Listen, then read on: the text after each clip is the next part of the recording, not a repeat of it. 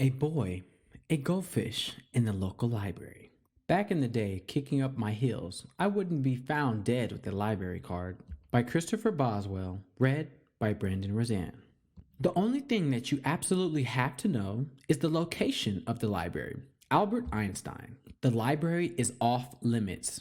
Back in the day, while I was still kicking up my heels, you wouldn't find me dead with a library card. I was getting ready to say, I don't know why. But that's not entirely true. Well, not true at all. It was tough for me to avoid run-ins with the local police back then. What with cruising around, looking for girls, driving too fast, and drinking, they tend to frown on those three items mixed in together at the same time. Now I know most everybody does. Somewhere, I had read an article talking about a project the police were using to gather library card data for something or another. Right there, I made some adolescent decision that the library was a ruse, a cover for an extension of the local law enforcement. Not that I had anything to hide, it took me about 15 years to shake that resentment. When I got my library card, that's when my life began. Rita Mae Brown. A time to reframe. I think I had just turned 35 and had realized that my way of thinking had gotten me about as far as it was going to. Lord knows I knew how to put stuff down my throat, but what was I putting into my head? The answer, of course, was almost nothing of real value. My idea of learning and education was just to go do it, whatever the something was. I mean, who on earth had time to read? The last book I had read was Jonathan Livingston's Seagull in ninth grade. Thank God it was relatively short. You may know by wondering about the goldfish and or the boy. Hang in there, I promise we'll get to it. So, I've had this epiphany. New information needed to be poured into me. Now what? Having a very active brain or something, it was difficult to enjoy reading. I would try, but my mind just wouldn't stay with me on the project. Being committed to the decision, something else had to be done. A library is not a luxury, but one of the necessities of life. Henry Ward Beecher. A digital gold mine. Audiobooks had already been invented in 1969, so there was another way. There were also titles showing up on CD during the time spoken about here, but they were all expensive. Finally, I found Napster. Can you believe they are still alive? In those days, they were a rogue audio peer-to-peer sharing platform. Napster was focused on music, but there was another game in town. It was called LimeWire. You could also find software and music for free on LimeWire. The only requirement was that your computer also had to have files available to be uploaded as well. So, I would hook up to the software while connected to the internet, dial up at the time, put in search terms, and download away, keeping a computer transferring all the time. I was in heaven. The library is the temple of learning, and learning has liberated more people than all the wars in history. Carl T. Rowan. Who really needs a library? There was so much stuff available. It was all on LimeWire, where I found the first recordings of Caroline Myss, a medical intuitive. There were also audio material on subliminal programming, lectures by Alan Watts, live events by Anthony Robbins, and more. I began listening while working, driving, creating, or whenever. I bought an Arcus player. It was basically a battery-operated portable hard drive that would play audio files.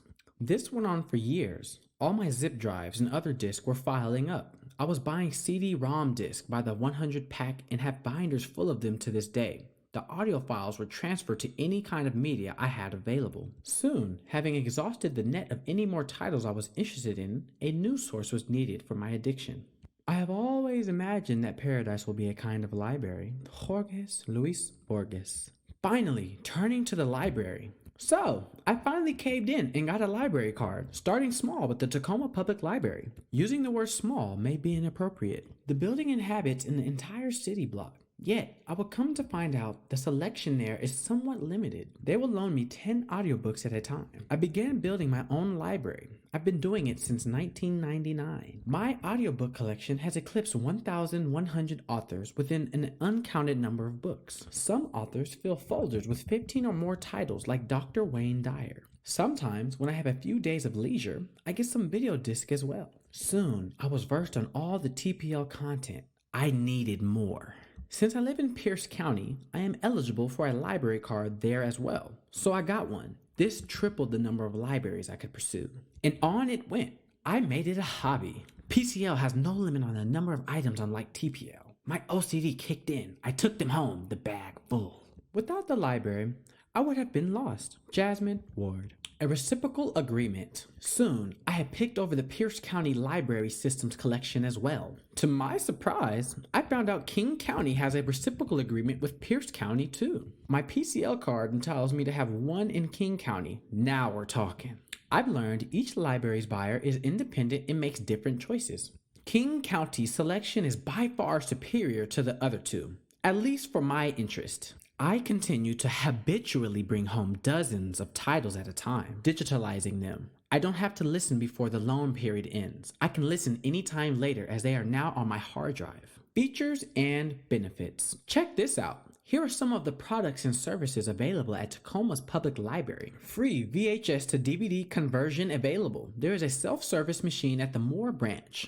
The AARP was just there to give free tax assistance to seniors. How cool is that? Recently, they hosted a Building Gingerbread Houses event over the holidays for the kids. The main library downtown was a digital media lab funded by a grant from the late Paul Allen. It features Apple iMac computers, MacBook Pro laptops, audio interfaces, MIDI keyboard controllers, microphones and stands, graphics and music production, editing software, still cameras, camcorders, and more. There are physical books, music, movies, sheet music, maps, newspapers, meeting rooms, book clubs, after-school hangout events, and even free museum passes and park passes. Magazines, research papers, trade publications, and more I've simply overlooked. Did I forget to mention free Wi-Fi?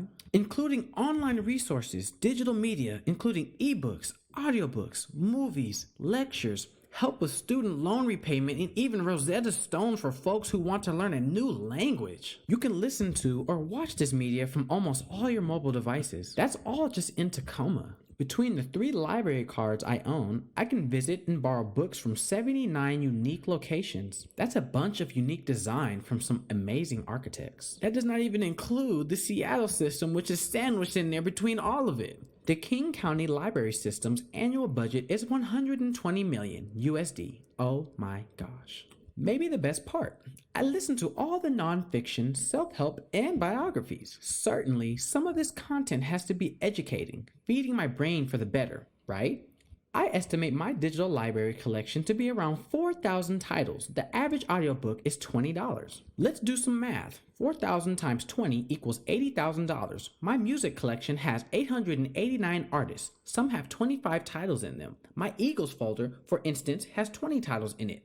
Doing the math again, I'll be conservative and say 889 folders times 5 equals 4,445 albums. A CD costs, what, $10 each today?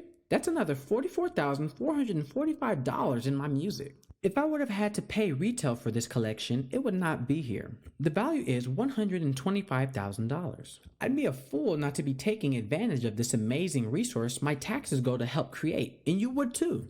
Alright, hopefully I've achieved my goal and reminded those who have cards and inspire those who don't go to get them. Okay, that's enough out of me for now. Oh wait! The boy with the goldfish. Yes, well, it reminded me a little of myself. I just like the picture. It represents a young man who loves the finer things like literature and also the wild things out there. I hope you found some value in this article. If you did, please follow the links below for more of my recent work. Maybe another will resonate. Until next time, cheers, Christopher. Copyright and trademark by Christopher Boswell, 2019, all rights reserved. When Christopher isn't writing from wherever, he can be found traveling or capturing photographs somewhere in the United States, or generating graphic design, processing images or video, flying his unmanned aerial vehicle, wrangling dogs, or backpacking and kayaking. He lives in Tacoma, Washington. His photographic and design endeavors can be viewed and purchased starting at Real Rendo Creative. Thank you.